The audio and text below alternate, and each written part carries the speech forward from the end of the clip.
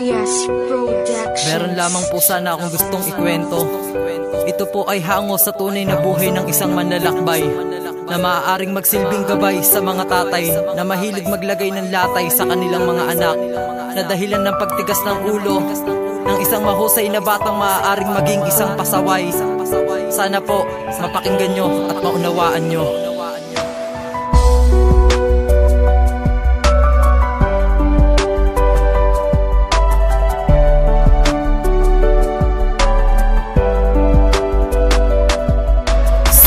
Ay anak na isang walang kwentang ama ko, ituring siya kasi nito'y parang asong nakakadena. Si Pepe ay mahusay, isang batang matalino, pero siya ay nagtanim ng galit at biglang nagbago. Mula nung umpisa siyang bugbugin ng kanyang amain.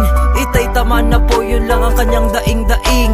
Itay taman na po, pero tuloy-tuloy pa rin. At ang kanya namang ina, walang ibang kayang gawin kundi ang manood kung paano si Pepe mabugbog sa hataw ng yantok na tila sunod-sunod. At sa bawat pagpatak ng kandila na natutunaw sa kanyang balat, pumipinsal at lumulusaw. Ay parang hindi niya na makaya pang makatayo, pero ang kanyang amain walang hinto sa pagbayo. Tuloy-tuloy pa rin ito kahit nandun ang kalaro ni Pepe sa labas, kaya't hiyang-hiya na to. At tapos nakagapos pa ang kanyang mga paanan, mga luha sa matatanong na kanyang pinasan. Meron pa ba daw yung hangganan o laging ganun na lang? At sa kanyang kamusmusan, bakit pa daw siya isinilang? Si Pepe ay isang batang isinilang sa katimugan, at sa kanyang kamusmusan, tinahak niya ang lugar ng kadiliman.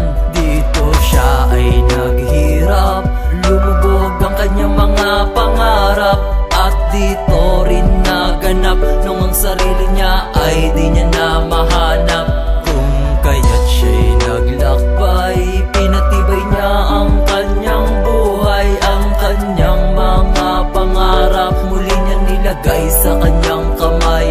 Hanggang sa kanyang matungo, malawak na landas ng pagbabago, dala niya pa rin ay dugong Pilipino na kahit kailan ay di sumusuko.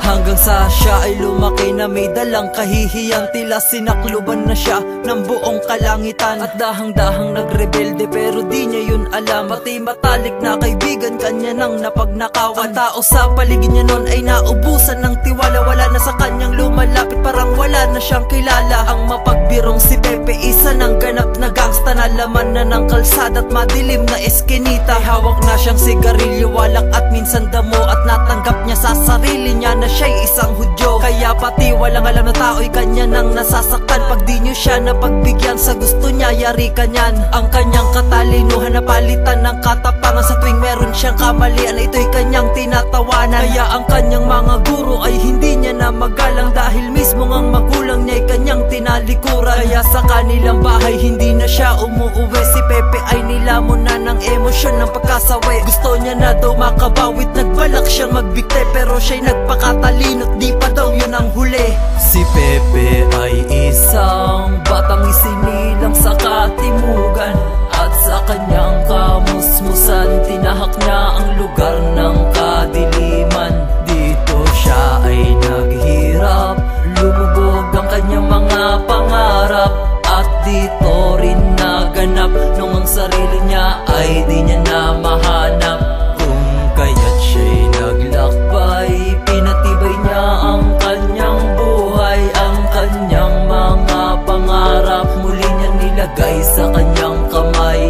Hanggang sa kanyang matungo, malawak na landas ng pagbabago, dala niya pa rin ay dugong Pilipino na kahit kailan ay di sumusuko.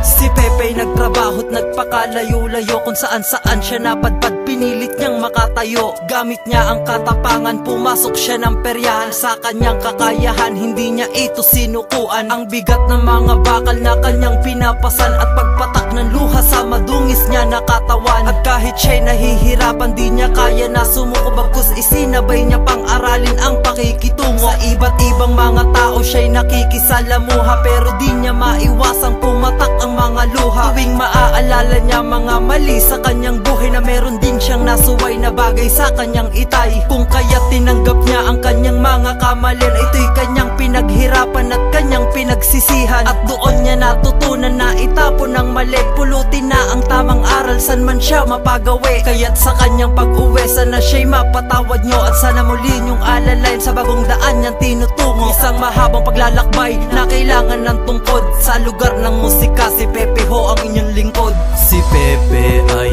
isang batang isinilang sa katimugan, at sa kanyang kamusmusan, tinahak niya ang lugar ng kadiliman.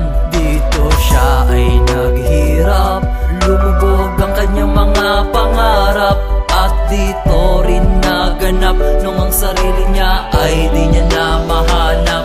Kung kaya't siya'y naglakbay, pinatibay niya ang kanyang buhay, ang kanyang mga pangarap muli niya nilagay sa kanyang kamay.